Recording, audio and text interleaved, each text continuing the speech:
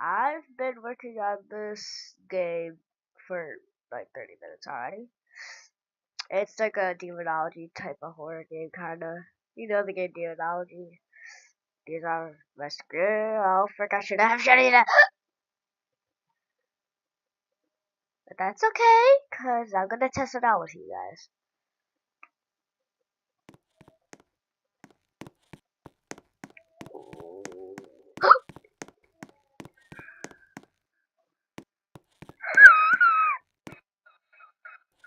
Oh, oh!